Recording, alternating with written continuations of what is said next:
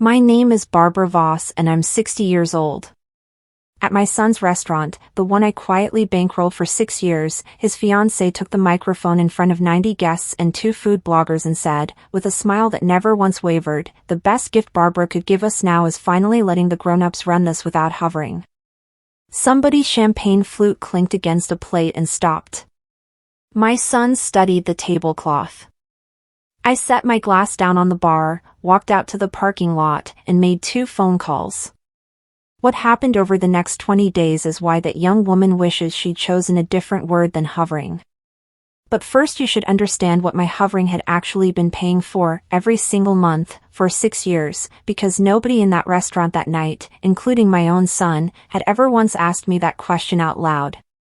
Welcome to Hidden Chapters, where the quiet ones finally get their say. If you've ever been the one who paid for everything and still got asked to leave the room, this one's for you. Drop a comment and tell me where you're watching from, and subscribe, because you're going to want to hear how this ended. 11 years ago, my husband Richard dropped dead in the parking lot of the hardware store on a Tuesday afternoon. 54 years old, healthy as far as any of us knew, gone before the ambulance made it past the light on 5th Street. Nathan was 19 then, halfway through a culinary program he talked his father into paying for, and I was 49 with a framing and art restoration shop I'd rent out of the back of our house since Nathan was in diapers, and a mortgage, and a son who called me twice a day for 3 months afterward just to hear another voice say his name. People ask how you get through the first year of that kind of quiet. For me, the answer was work. I had built Voss fine framing into something real by then, 40-some years of matting and gilding and repairing water-damaged watercolors for half the collectors in 3 counties, and when Richard died I did the thing I knew how to do. I opened the shop earlier. I took on restoration jobs I used to turn away. I paid off the house in 4 years instead of the 11 we'd planned, because a paid-off house is one less thing that can be taken from you, and by then I think some part of me had already started keeping score of what could and couldn't be taken. Here's what I didn't fully understand back then, standing in that quiet house with Richard's reading glasses still on the nightstand where he'd left them. When the person you built your whole life's shorthand with is gone, you start speaking the only language you have left to the person still in front of you. For me, that language was money, and the person in front of me was my son. Nathan is easy to love, I want you to know that plainly before anything else. He has his father's laugh, loud and sudden, the kind that makes strangers in restaurants turn around and smile without knowing why. He remembers birthdays. He calls his grandmother every Sunday without being asked. He is, by every measure that isn't a bank statement, a good man. But Nathan has never once in his life asked me for money outright. He mentions things. That distinction took me years to hear clearly, and I'm not sure I've fully forgiven myself for how long it took. 6 years ago, Nathan came to me with an idea for a restaurant. Not a food truck, not a pop-up, a real restaurant, a small elegant place doing modern American food with the kind of plating he'd learned in that culinary program his father paid for. He had a name already, the Copper Whisk, and a location he'd scouted, an old hardware storefront 2 blocks from my own shop, empty 18 months, landlord desperate. He didn't ask me for the money. He sat at my kitchen table with a business plan printed on actual paper, 30 pages, spiral bound, and he talked about it the way his father used to talk about a good deal on lumber, and somewhere around page 12 he said, almost as an aside, the build-out alone is probably $85,000, which is insane, but that's restaurants. I wired $85,000 into an account 2 weeks later. I told myself it was an investment in my son's future, which was true. I did not tell myself, though I understood it even then, that it was also the last conversation I had left with a version of my husband who used to say yes to Nathan's ideas before Nathan finished the sentence, and I had, without quite meaning to, taken over saying yes in his place. I did one thing differently than Richard would have, though. I'm a woman who's spent 40 years pricing frames down to the dollar, and I have never once in my life handed anyone money without a piece of paper attached to it, not because I don't trust my son, but because paper is what keeps love from curdling into resentment later, on both sides. I had my accountant draw up a promissory note. $85,000 principal, interest at the minimum federal rate the IRS requires so it couldn't get reclassified as a taxable gift, payable on demand. Nathan signed it at my kitchen table without reading past the second paragraph, grinning, calling it my mom loan, and we ordered pizza to celebrate. Every December since, I've forgiven that year's accrued interest with a one-line letter, exactly the way the gift tax exclusion allows, and I file each letter in a folder Nathan has never asked to see. He has never made a payment on the principal. I have never once asked him to. For 6 years, both of those facts felt, to me, like love. It took a very public toast to teach me what they'd actually become. The building came up for sale 18 months into the restaurant's run, when Nathan's landlord decided to retire to Arizona and sell the whole block.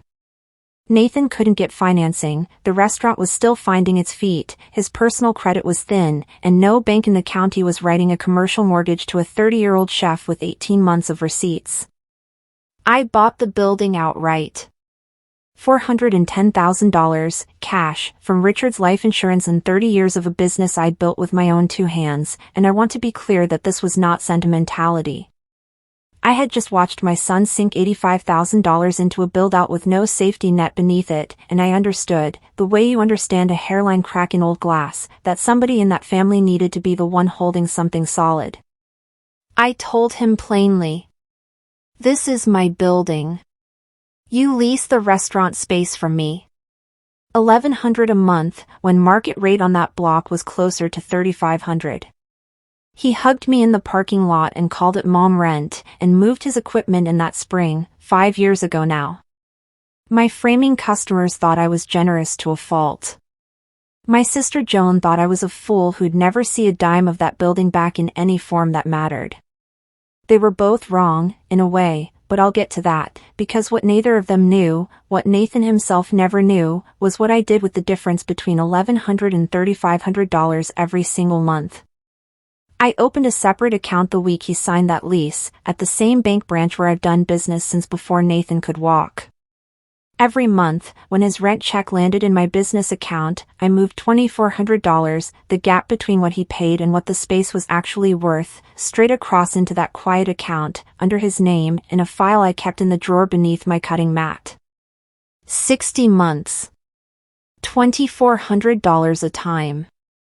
$144,000, sitting there, growing, like a gift wrapped so far in advance you forget which drawer you hid it in. Jones says I was building him a safety net. That's the generous version. The truthful version has sharper edges. I think I was building proof, a number I could point to someday and say, "See, I was taking care of you this whole time." It was all right there in writing, as though love were something you could keep in escrow and produce on demand. I knew how that sounded even as I did it. I kept doing it anyway, because it was still the only sentence in our shared language I knew how to speak fluently. Then, 3 years ago, Nathan called me on a Sunday with a lightness in his voice I hadn't heard since before his father died, and said, "Mom, I met someone." Her name was Chloe Ashworth, and the first time she walked into my framing shop, Nathan brought her by to show her where he'd grown up. In his words, she complimented the gilt on a 19th century frame I was restoring before she said a word to me directly. She was 27 then, doing marketing and events for a boutique hotel group, polished in the particular way of someone who has been taught that surfaces matter enormously. She told me about her family in one smooth paragraph, her father in hospitality, her mother Vivian on the board of half the charity galas in the region, a paragraph so rehearsed it had clearly been delivered before. But her eyes did the real talking that afternoon, moving along the frames on my walls, along the restoration tools, the way an appraiser's eyes move, not a guest's. She was pricing the room. I noticed it the way you notice one wrong note in a hymn you've sung your whole life, and I told myself nerves make young women sound like realtors. 2 years ago, at their engagement dinner, Chloe's mother Vivian worked the room the way I imagine she works a gala floor, pitched for Carrie. "We just adore what Nathan's built from nothing," she said to a cluster of relatives near the cheese table. "It fits this family perfectly, self-made men." My sister Joan appeared at my elbow with 2 glasses of wine and her retired schoolteacher whisper that carries 30 feet in any direction. You know their hotel group went under in 2018, right? Marie from the Historical Society says the bank took 2 of their properties, and Vivian's been telling everyone they're simplifying. I told her to hush. But I filed it, the way I file everything, next to the phrase self-made men, which had landed in that room like a coin dropped in a fountain nobody else seemed to have heard splash. What unsettled me more than the Ashworth's finances, though, was my son's pronouns. All evening it was we're thinking of fall relaunch for the restaurant's 5th anniversary, we feel strongly about press coverage this time, we want it to finally read as ours. Every we had Chloe folded into it. None of them had me, and a mother notices the exact day she gets edited out of her own son's sentences. The relaunch gala, everyone agreed, would be beautiful. Nobody asked out loud who would be covering the $22,000 deposit for the events company, the photographer, the press list, the 6-tier dessert display Chloe had seen on a hotel account she used to manage. That question, like every expensive question in my family for 6 years running, had already been quietly assigned to me by habit, the way water finds the same crack in a foundation every single time it rains. The bills came sideways, the way they always had. Nathan would call on a Sunday, and somewhere around minute 15 of talking about nothing, he'd mention the events company needs the deposit by Friday, $22,000. Can you believe how insane that number is for one party? A sigh, a pause shaped exactly like my checkbook. I wired it Wednesday. Then the press list expansion, the specialty printer for the menus, the photographer with the drone shot Chloe wanted for the restaurant's new website. By the week of the gala the total I'd covered came to $31,000, on top of the building, on top of the note, on top of 6 years of $2,400 months banked quietly in an account with my son's name on it that he still didn't know existed.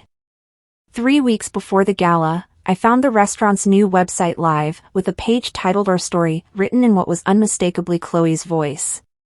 It told the tale of a self-made chef who'd built the copper whisk from nothing through sheer grit, no mention of an $85,000 loan, no mention of a building bought outright by his mother, a photograph of the storefront glowing warm at dusk with my framing shop's reflection faintly visible in the window glass across the street, a building I also happened to own, which nobody credited either.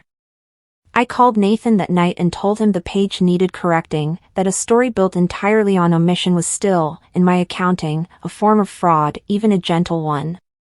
There was a long quiet on the line, and then he said, in the careful voice he uses on difficult vendors, "Mom, Chloe just doesn't like talking about money in public. Her family's funny about it. Please don't make this a thing."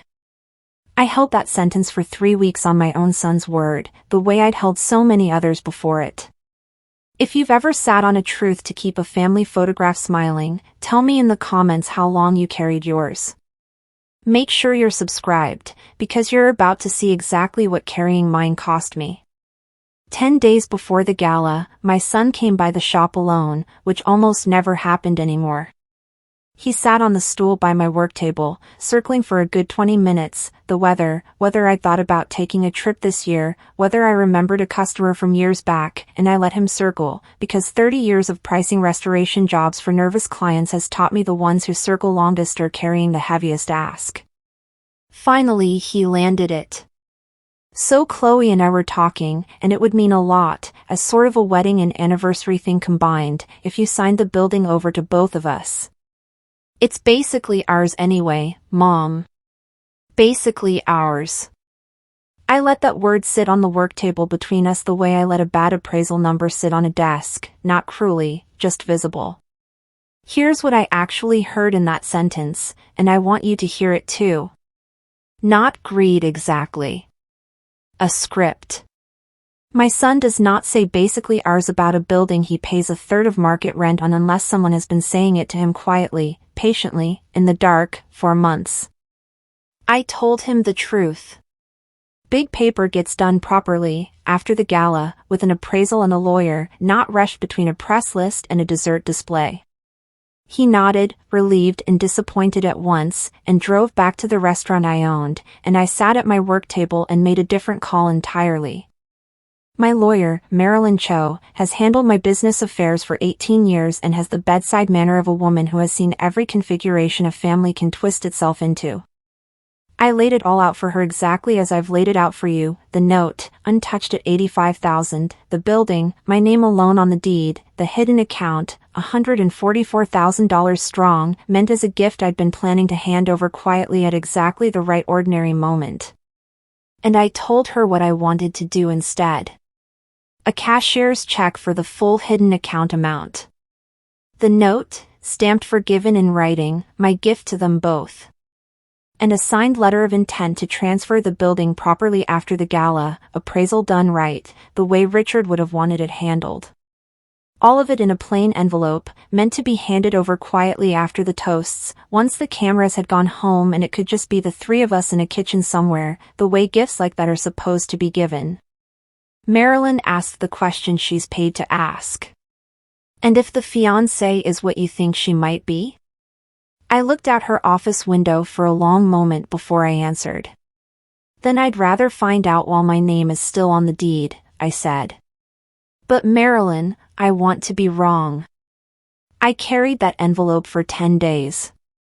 I never once pictured the version of that night where it stayed in my purse. The gala was, I'll say it plainly, gorgeous. The events company had strung the restaurant's small courtyard with warm lights, the 6-tier dessert display anchored one corner like a small ivory tower, and 90 guests, including 2 food bloggers with real followings and a reporter from the regional lifestyle magazine, milled through in cocktail dresses my son's rent had never once come close to covering. I arrived early, the way 30 years of framing deadlines has ruined me for arriving anywhere unprepared, and I noticed something within the first 20 minutes that told me everything before a single toast was given. Every vendor on that property came looking for me. Not for Chloe, host of hosts in her own head. The events coordinator wanted my sign-off on a linen substitution. The photographer confirmed the shot list with the person listed on his contract as the client, which was me. One by one, the people doing the actual work of that night found the woman whose name was on their actual invoices, and I sent each of them off satisfied and went back to my seat. The toasts began around 8. Nathan thanked his staff, thanked the neighborhood, thanked Chloe's family for making the evening possible, and thanked me last, briefly, for believing in him from the beginning, a sentence so small and so late it barely registered over the string quartet the events company had booked with my deposit. Then Chloe stood, glass raised, radiant in a way that photographs beautifully and reads, up close, like calculation. She thanked the guests, thanked the press for coming, thanked her mother for teaching her what family truly means. And then she looked directly at me, smiling, and raised her glass a little higher. Barbara has done so much for us, truly, everyone knows how involved she likes to be, she said, and let the room lean in exactly the way a trained event coordinator knows how to make a room lean in. Which is why I hope she'll understand what I'm about to say, because I mean it with love. The best gift Barbara could give us now is finally letting the grown-ups run this without hovering. The gasp was real, quieter than you'd think, more like 90 small intakes of breath at once and the string quartet's bow lifting off the strings mid-note. My sister Joan, 3 seats down, made a sound like a woman swallowing a scream. I did not cry and I did not raise my voice. I set my champagne down on the bar, still full, next to a place card that had my name spelled wrong, and I looked, for exactly 1 moment, at my son. Nathan stood near the sweetheart table in his good jacket, and he looked down at the floor, turning his ring once, twice, studying the flagstone like a man checking it for structural flaws. 3 seconds. Maybe 4. You can live an entire decade inside 4 seconds, and I did. Because there, finally, was the answer to the one question I had spent 6 years and $250,000 avoiding. If the money stopped, if the wiring and the rent gap and the quiet fixing all stopped tomorrow, would anybody in that courtyard still choose me? My son's shoes were more compelling to him in that moment than his mother's face, and I understood, with a strange terrible calm, that I had bought myself 6 years of not having to ask that question, and the bill had finally come due. I stood, unhurried, and walked toward the courtyard side gate, taking out my phone as I went. The alley behind the restaurant was quiet, string lights and traffic noise from the main street 2 blocks over, and my hands were not shaking, I want that on the record. Marilyn answered on the second ring, because women like her always do. Marilyn, I said. I need you to move on the instructions we discussed. Call the note Monday, formal demand, full principal, with the installment option enclosed, so I'm not trying to drown him, I'm trying to wake him. And draft the paperwork moving the building into my living trust this week, out of any conversation about a gift for good. A pause, professional, not surprised. You're sure? She said. I've never been more certain of anything in my life, I told her, and I meant it the way you mean a number that finally, painfully, balances. Then I called my bank's after-hours line and put a hold on the standing transfer into the hidden account, effective that Monday. 14 minutes, both calls together. Nothing legal happens in 14 minutes. But a decision happens all at once, like a bone setting, and the paperwork simply follows behind it like a shadow. I walked back into the courtyard. I did not go to the microphone, because that has never once been my instrument. I found my son near the dessert display, pale around the mouth already, the way people get when they can feel weather coming, and I put my hand on his sleeve, quiet, for one set of ears only. The note gets called Monday, I said. You'll want to look at what you actually signed. Marilyn will send everything in writing so nobody has to strain to remember it later. He said, Mom, in a voice I hadn't heard from him since he was 9 years old and had put a baseball through a neighbor's window. I patted his sleeve twice, the same 2 pats I'd given him at his father's graveside, and told him to enjoy the rest of the party, since it was, after all, paid for.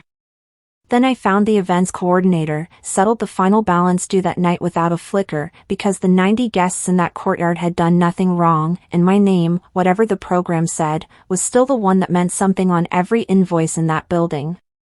Then I drove home, radio off, both hands on the wheel, at exactly the speed limit, the way you drive when some deep system inside you has switched over to reserve power. Monday came, and Marilyn's letters went out exactly as promised. A formal demand on the promissory note, full principal of $85,000 due in 30 days, with a ready-made installment plan stapled behind it, because I am his mother, not a collections agency. A notice to the restaurant regarding the lease, not an eviction, 3 clean options in writing, stay at true market rent of $3,500 like any other tenant on that block, buy the building outright at independent appraisal with a real mortgage in their own names, or take 90 days to relocate, 3 times what the law required of me because I was raised to be generous even when I'm done being taken for granted. And the standing transfer into that hidden account stayed frozen, $144,000 sitting exactly where it was, no longer moving anywhere until somebody in that family could tell me the difference between being asked for something and simply being told. The voicemails started Tuesday and ran their predictable course, anger by noon, bargaining by dinner, a long cold silence, and then, 3 days later, my son standing in my framing shop doorway alone, unslept, a new husband learning for the first time in his life exactly what his signature weighed. I made him coffee anyway, cream and too much sugar, the way he's taken it since high school, because the day I stop knowing how my son takes his coffee is the day they can bury me next to his father. He circled for a while, and then he landed the speech I could tell had been drafted somewhere else and rehearsed on the drive over. Chloe's willing to move past what happened at the gala, he said. If you call Marilyn off, put everything back the way it was, the note, the building, all of it, and just apologize to her at Thanksgiving in front of everyone. Say the stress got to you. Then we're all fine again. I looked at my exhausted son and I looked at the drawer beneath my cutting mat where $144,000 had been sleeping for 6 years, waiting for exactly the wrong moment to arrive as a gift. And I told him no. Not at Thanksgiving, not anywhere. A woman does not apologize in front of 90 witnesses for a wound somebody else chose to give her in front of those same 90 witnesses. But I gave him real terms instead, level as an invoice. The building stays in my trust, they can lease at true rate or buy it properly with their own financing, and I will be genuinely glad to sign at that closing.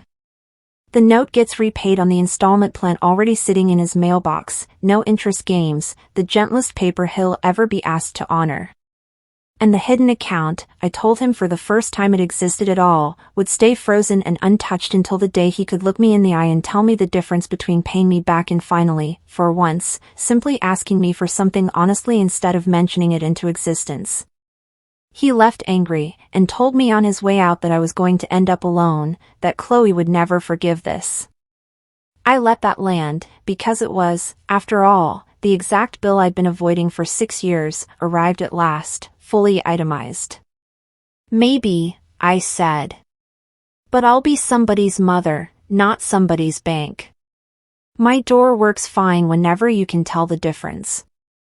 The world did not applaud me for any of this, and I want to be honest about that part too. The gala photos went up online in a glowing album with not one frame of me in it, which by then read less like an insult and more like accurate bookkeeping. 2 of Chloe's relatives stopped speaking to me at the farmer's market. My sister Joan squeezed my arm at church hard enough to leave a mark, which is how women like us say we know the truth, honey. But they stayed in the building. Market rent, $3,500, arrives by transfer on the 1st of every month now, no note attached beyond what the lease requires, the coldest money I've ever received and, in its own way, the cleanest. Marilyn finalized the trust that spring, and the building has never once come up again as a gift owed to anyone. Then, the second week of March this year, a plain envelope arrived in my son's handwriting, unchanged since he was 12. No letter. Inside, a check for $200, the first payment ever made on that note in 6 years, and on the memo line, one word. Start. I sat at my work table for a long time holding that little check before I drove it to the bank myself and deposited it like any properly documented receivable, because that, in my language, is what respect finally looks like. A second check came in April. Under it, smaller, harder to read, he'd written, "Tell Aunt Joan I'm sorry about the toast. It's a beginning. It's real, and it's a beginning." I turned 61 this summer, and here is the one thing I understand now that I didn't understand standing at that bar with my untouched champagne.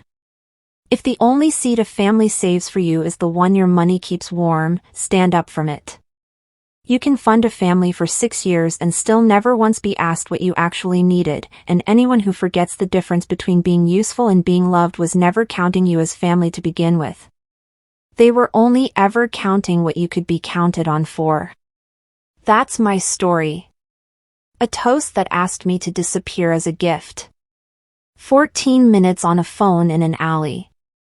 No shouting, no scene, just paperwork following a decision the way a shadow follows a bone finally set right. And a small check in March that just said start. If you've ever paid for a table you weren't welcome at, tell me about it in the comments, because I read every single one, and there are more of us than anybody at that gala would ever admit. If quiet women finally finding their spine is the kind of story you come here for, subscribe to Hidden Chapters and turn the notifications on, because there's another one waiting next week. Until then, keep your paperwork clean, and keep your own door working.